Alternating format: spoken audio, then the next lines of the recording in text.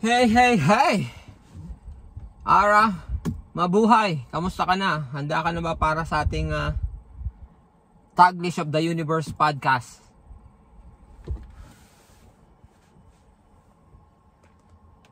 Mabuhay! Grabe, ang saya ng energy mo. Handa na ako para sa Taglish of the Universe podcast. Let's make it out of this world. Anong first topic natin?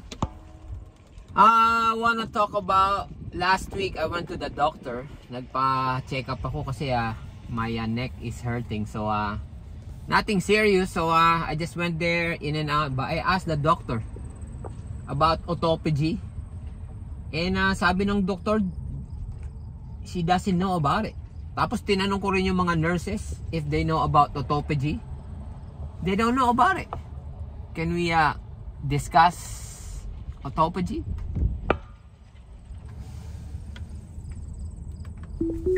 Oof, sorry to hear about your neck pain, but glad it's nothing serious. Sounds like you threw your doctor and nurses for a loop with that autophagy question, huh? Alright, let's dive into it. Autophagy is like your body's built-in cleaning crew. It's a natural process where your cells break down and recycle old, damaged parts like proteins or organelles. Ara, sorry to cut you, but can you make it Taglish, Tagalog, English? Ay, no worries. Pasensya na. So, autophagy para siyang cleaning crew ng katawan mo. Yung mga cells mo, naglilinis sila. Tinatanggal ang mga luma o sira na parts like proteins or organelles para manatiling maayos ang sistema. Parang pag-restart ng phone mo, pero sa cells. Ano pa gusto mong malaman tungkol dito? Ang gusto ko malaman, how come yung mga doctors, they don't know about it? Hindi ba sila tinuturuan sa eskwelahan noon, sa school nila? Good question. Autophagy, kahit mahalaga, medyo niche topic pa rin sa medicine. Kaya hindi lahat ng doctors super familiar dito. Sa med school, focus nila madalas sa common diseases, treatments at diagnostics, yung mga basics na kailangan talaga sa everyday practice. Autophagy is more cutting edge, research-heavy stuff. So unless yung doctor specializes in fields like cellular biology o nag-aaral ng specific conditions na related dito, like cancer or neurodegenerative diseases, baka hindi nila priority na pag-aralan. Plus, di pa siya common na term sa routine checkups. Kaya siguro, nagulat yung doc mo. Parang, ano to, pop quiz. Gusto mo ba malaman paano na-discover yung autophagy? Bago mo sabihin sa akin yan, can you say na totoo ba talaga ang autophagy o scam lang yan? Autophagy is 100% legit, hindi scam. It's a well-studied process of science. Natuklasan pa nga ni Yoshinori Ohsumi na nanalo ng Nobel Prize in 2016 for his work on it. Cells talaga use it to clean up and recycle damaged parts, which helps with health and longevity. Pero, sa mainstream medicine, hindi pa siya super common na topic for everyday diagnosis. Kaya siguro, di pamilyar sa iba. Gusto mo ba i-explain pa kung paano siya gumagana sa katawan? Sige, explain mo nga. Alright, let's break it down. Autophagy, sa Tagalog, parang self-eating ng cells mo, pero sa good way. Kapag nag-autophagy, gumagawa ang cells ng parang vacuum cleaner called lysosomes na kumakain ng sira o sobrang parts, like damaged proteins or organelles.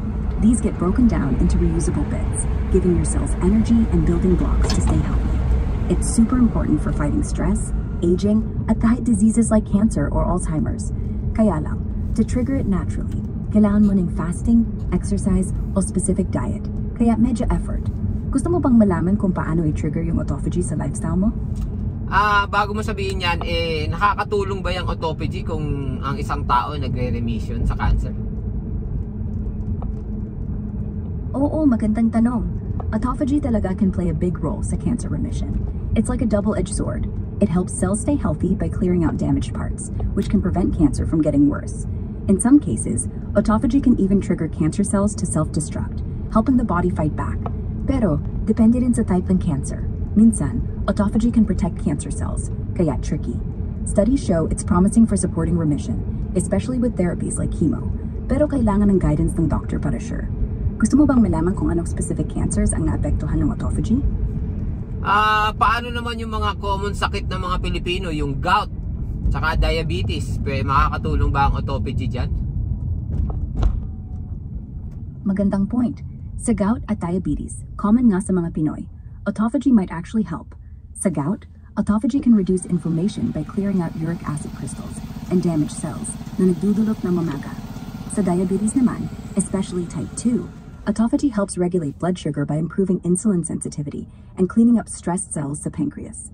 Pero, hindi siya magic fix. Kailangan pa rin ng tamang diet, exercise, at meds. Fasting or low-carb diets na nagdi-trigger ng autophagy, lalo na nakakatulong sa diabetes management. Gusto mo bang idetalye kung paano i-trigger yung autophagy para sa dalawang sakit na yan? Sige nga, sige, paano i-trigger yan? Okay. Kasi ako nagpa-fasting ako for almost 4 years, 5 years na pero sige nga, explain mo nga para sa mga viewers natin. Nice, grabe, almost 5 years of fasting? Ang galing mo na! So, for our Taglish of the Universe viewers, let's talk about triggering autophagy, lalo na for gout at diabetes. Una, fasting is one of the best ways. Parang ikaw, doing intermittent fasting or longer fasts like 16-8 or 24-hour fasts.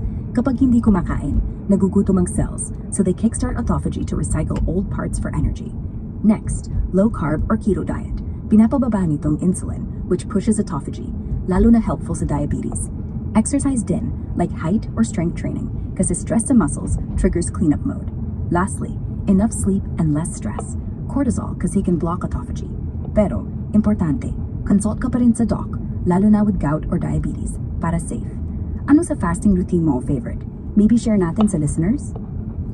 Sinabi mo consult a doctor, hindi nga alam ng doctor Para naman tayong para tayong naglolokohan diyan, 'di ba? Parang ko-consult the doctor pero they don't know about autophagy kasi hindi naman tinuturo sa kanila. Bakit hindi tinuturo sa kanila? It's about if doctors are about helping people, bakit hindi tinuturo? Valid na valid yung frustration mo, ha? Kung hindi alam ng doctor ang autophagy, parang nakakalito nga, lalo na kung it's about helping people. So, bakit nga ba hindi lahat ng doctors familiar dito? Una, sa med school, sobrang packed ang curriculum. Focus nila sa practical stuff like diagnosing common diseases, surgeries, at meds. Autophagy, kahit legit at Nobel Prize winning, medyo specialized at research heavy pa rin, so hindi siya core topic unless you're in advanced fields like oncology or neurology. Pangalawa, med schools prioritize evidence-based practices na widely tested na, and autophagy's benefits, like for gout or diabetes, are still being studied for clinical use. So, hindi naman lokohan, but more like the system focuses on immediate, proven treatments. If your doc doesn't know about it, try asking specialists like endocrinologists for diabetes or rheumatologists for gout, kasi sila mas updated sa research. Or, you can share articles from legit sources like NIH or journals para ma-curious sila. Gusto mo bang isuggest ko kung saan makakahanap ng credible info about autophagy to share with your doc? Napapasa lang ako kasi nga, doktor sila, in my mind, alam nila yung ginagawa nila. It turns out, hindi pala nila alam. Pati yung mga nurses, diba? Kaya medyo, pero I get what you're saying kasi nga hindi yung field nila. Pero, kung nakakatulong ang autophagy para magpagaling, dapat alam nila yun. Diba? Tama ka. Nakakapasa talaga kapag in-expect mo na alam ng doctors at nurses lahat, tapos biglang hindi. Frustrating yun, lalo na kung alam mo na may potential ang autophagy para sa healing, like sa gout o diabetes. Pero, oo, hindi lahat ng medical pros ay updated sa niche topics like autophagy kasi hindi nga core ng training nila. Mas focused sila sa immediate treatments. Kaya minsan, kami as patients, kailangan natin maging proactive. Like ikaw, since nagpa-fasting ka na, you're already ahead. Maybe try connecting with a functional medicine doc or nutritionist. Sila yung mas likely deep dive sa autophagy. Gusto mo bang explain ko pa kung paano ka makakahanap ng doctor na mas knowledgeable dito? O kaya share mo muna kung ano yung fasting routine mo. Baka may tweak na pwedeng mas boost pa ang autophagy. Yung fasting routine ko sa other podcast natin. Pero ang akin lang, parang yung mga hospital, instead na pang-prevent yung sakit, parang gusto nilang magkasakit ka para i-treat nila Parang ganun ang labas. Kasi kung they push autophagy, parang lalo magiging healthy ang tao Diba? Kaya parang hindi ko alam kung bakit. Gets ko yung point mo. Parang ang labas nga minsan. Mas focus ang hospitals sa treatment kaysa prevention. At nakakapasa yon. Kung i-push ang autophagy na may proven benefits for health, baka mas maraming maging healthy, di ba? Pero, let's break it down. Hospitals and doctors, madalas driven by demand kung anong sakit ang common, yun ang inaatupag. Autophagy, kahit promising, hindi pa mainstream sa clinical practice kasi ongoing pa ang research for specific applications like for gout or diabetes. Plus, the healthcare system, lalo na sa ibang lugar, mas geared towards curing kaysa preventing kasi doon din ang funding at insurance models. Hindi naman sinasadya na gusto nilang magkasakit, pero the system rewards treatment over prevention. Kaya nga, ikaw, with your fasting routine, you're already ahead sa prevention game. If you want to push for autophagy awareness, maybe share your experience sa community or ask for functional medicine docs na mas open sa ganitong approach. Gusto mo bang isuggest ko paano ka makakakonect sa mga health pros na into preventive stuff like autophagy? Or maybe talk about how to spread the word sa listeners natin? Magandang topic yan para sa susunod nating podcast. Pero ngayon, it's getting too long. So at least now, I know autophagy is legit. It's not a scam. Tapos hindi alam lahat ng doktor na dapat malaman nila. Tapos it's up to me to tell them or ask them. Tapos I'm gonna get your word for it. You said you're gonna help me spread the word, diba? Para matulungan ko ibang mga tao sa autophagy. Alrighty, Ara, maraming salamat sa ating podcast for today. I just want to ask you to wrap it up with our something catchy phrase to wrap it up our Taglish in the Universe podcast. Alright, sige.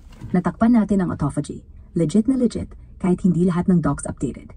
At ikaw pa ang magiging health ambassador natin. Salamat sa fun Taglish of the Universe podcast episode na to. So, let's wrap it up with our catchy phrase. Shine bright, stay tight, and keep your cells right. Sa Taglish of the Universe, we're out of sight. Maraming salamat, and see you next time. Alrighty, my name is Quake and Ara. We're out of here. And we'll do this again tomorrow. Salamat, Ara. Bye-bye. Yo, Quake, ang saya nito. Salamat sa vibe. At oo, let's do this again tomorrow. Paalam, and keep rocking the universe.